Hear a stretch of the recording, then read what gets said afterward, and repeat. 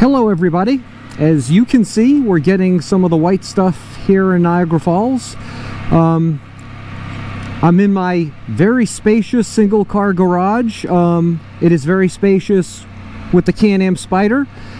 The Can-Am Spyder actually fits in with my car if my car is, parked in the far corner and I back the Spyder in diagonally, but I won't be doing that for much longer because I'm getting rid of that in just a few days, and I'm excited about that. But we're gonna go for a ride. As you can see, I've got one of those old-fashioned driveways, I think you can see, with the grass strip, and I love it. But the problem is, especially when we get snow, as I drive on it, I'm standing up here so you can get a better view, the rear wheel, the drive wheel, is on the grass strip. Now if there's even an inch of snow on that grass strip, one, it's going to lift the rear wheel because the grass strip's a couple of inches higher than the rest of the driveway, and that pushes down the nose a little bit, and it's got low ground clearance as it is. So let's just go for a ride. You can see a very light accumulation on the side streets, but not much of an accumulation on the main road, not at all. It looks like it's a wet snow. We're just gonna go for a quick ride. This isn't really to test how this rides in the snow, because there's really not enough snow for that. I guess I could go play around on the side streets, but what I really want to do is test this out in the snow, meaning like a half an inch or an inch of snow that sticks on the main road. But I don't want to. I've seen there are videos out there of people riding in the snow, but you can tell they're really just playing. They're trying to get it to spin out and doing donuts, and that's fun. But as a guy who wants to know, can I go to the grocery store if there's an inch of snow on the ground? That's what I'm looking forward to, and I don't think I'm going to get that anytime soon. We are supposed to get a snowstorm, quote unquote, this evening, and they're saying maybe a few inches, but that's tomorrow, and tomorrow's another day. I'm trying to, we're getting really cold weather. Right now it's 30 degrees. I don't know if you can see that or not. It's 30 degrees, and what I'm trying to do is ride this thing every day, even just for a little bit, to get that battery and get the engine going, and not have it sit in the cold weather. Again, I do not have a trickle charger port on this yet. I'm gonna get that done, but that's not gonna happen until the spring, so it'll be too late. I believe that I mentioned this when I was at the Toronto Motorcycle Show, but one of the reasons why, as a minimalist, I went to a Spyder is because I was originally thinking, could I get by without a car, even though I live in Western New York where we get snow, could I get by without a car and just have my motorcycle? Because I rode the motorcycle year round. The cold didn't bother me. I would bundle up. It may be uncomfortable, but I'd do it. I wouldn't go on joy rides. I wouldn't go on, these jaunts like I do in the summer, day trips and weekend trips on the motorcycle, but I'd run to the grocery store. I'd run errands and whatnot on the motorcycle.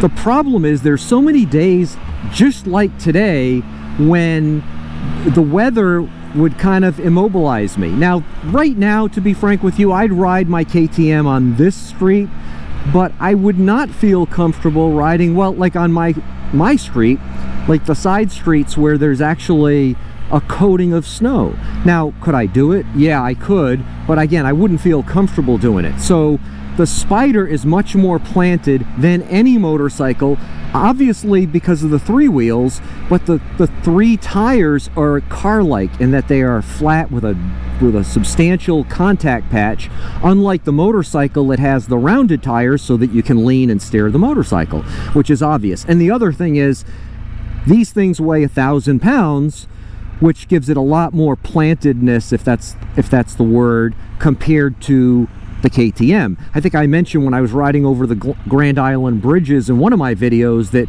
when I would ride over those bridges, and those of you who ride motorcycles know exactly what I'm talking, two-wheel motorcycles, I'm sorry, know exactly what I'm talking about. Riding over a bridge on a very gusty day, and I mean like 35, 40, 50 mile per hour gusts, that's terrifying. You're getting blown around, and it is terrifying. It's doable, but it's not pleasant. Whereas the Spyder, I was riding over the Grand Island Bridge just a couple of days ago. I think it was on video, and yeah, I was getting jostled around, but the bike, the motorcycle was just super planted. And it's those three reasons: the three wheels, the flat tires, and the weight just makes you feel much more secure on this thing in uncertain conditions, whether that's slightly slick roads or very windy conditions. Can't see much of the skyline, at least not clearly, because of the weather, but that's okay. It's always beautiful. I'm going to come here at night sometime and show you, because that is just breathtaking at night. It's all lit up. The falls is lit up. We'll go on a nice night ride.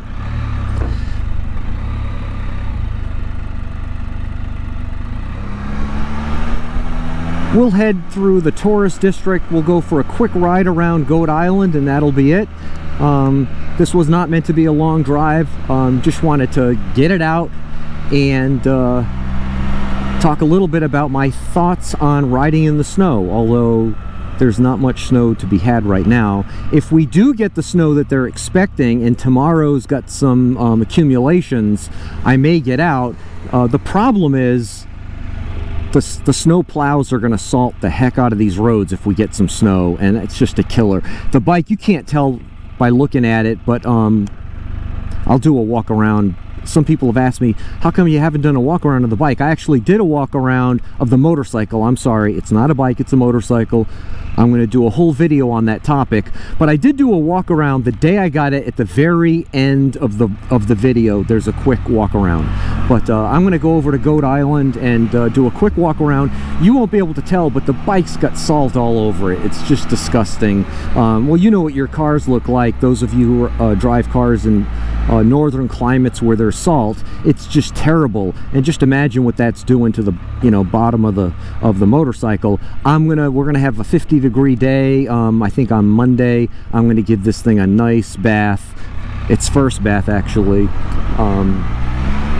and get some of that off. That is the former United office building, built in I believe 28, and now it's the Giacomo Hotel, and it was my residence for my first 6 months in Niagara Falls back in 2014.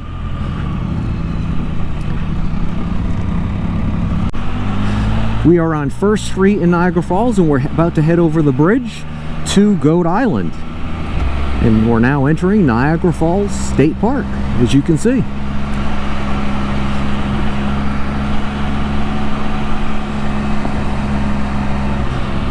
And there are the rapids.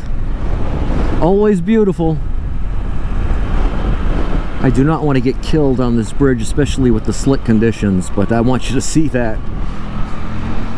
When I lived at the Giacomo, at that tall building we just went past, I would walk here all the time. I'm a walker, that's my recreation, and I would walk Goat Island all the time. And now I get out here rarely. I'll occasionally ride out here, park, and then just go for a ride. A walk. I think it's about a 2-mile walk around the circumference, I believe.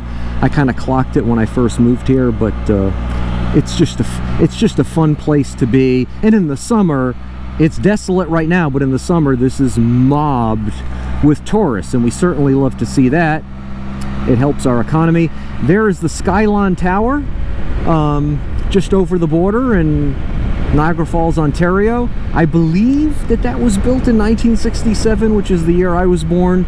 But I forgot if it's 67 or, but it's close to that time, so it's been up there for a while. Some of the other hotels that you're looking at were more recent. Obviously, you can tell by looking, they're new. This parking lot, which is almost empty, is just jam-packed in the summer, and on a busy holiday weekend, it's mobbed getting in here. And that's what they're expecting for the eclipse on Monday, April 8th. I've mentioned it before, but again, the solar eclipse, the path of the eclipse is going to come right over Niagara Falls, and the hotel rooms and Airbnbs are already booked. The rates are astronomical. We're expecting pandemonium, and if you subscribe to the channel, you'll get an alert about my ride during the eclipse, because we're going for a ride. Again, I am not going to photograph the eclipse because you're going to see photographs of the eclipse on every news station imaginable. You're going to see it all over YouTube, so I add no value to that. And I don't want to, what is this guy doing? And I don't want to damage my GoPro camera nor my iPhone camera. So what I'm going to do is give you the perspective of riding in broad daylight, and then all of a sudden it starts getting dark, and then it's completely dark, then it starts getting light, and then it's broad daylight again. And that's going to be pretty cool. The totality of the eclipse, I want to say, is just 3 minutes. I've got everything on my calendar, so I know when to kind of do the ride. I mean, when to start the ride and whatnot. And I'm going to just pull over right here, and I'm going to put my parking brake on. It's not like people are fighting to find a parking spot, so I'm going to just park like this, put my parking brake on, and just give you a quick walk around of my bike, of my motorcycle. And again, I'm going to do a whole video of the whole thing. Is it a motorcycle? The answer is yes. Is it a bike? The answer is no, and we'll talk about that. All, of course, one man's opinion, but this does not look right. It doesn't look right. But maybe it's right. It's certainly locked. You can't open it. It almost reminds me of, you know, well, I don't want to get into it reminds me of cars that used to come off the assembly line like this back in the, you know, before the Japanese imports, you know, got us to be more competitive in terms of our auto industry. But I don't want to get this into a political thing, so let's get back on the motorcycle. Parking brake off, and we're off. This is a brave guy going for a walk today with a slick pavement. Couple of geese. Okay, folks, I appreciate you coming along with me on this brief ride today. I'm gonna kind of sign off right now. I will ask you again if you'd please subscribe, if you'd please like this video. If you have any comments on anything I've said or anything I've shown you, please comment there. So there's the Niagara River. We are looking towards the Grand Island bridges. We are actually looking due east right now. And the Niagara River is always a great place to be around. If you've not visited Niagara Falls, if you've not visited lately, please visit. We'd love to have you. And signing off, have a great day. Bye-bye.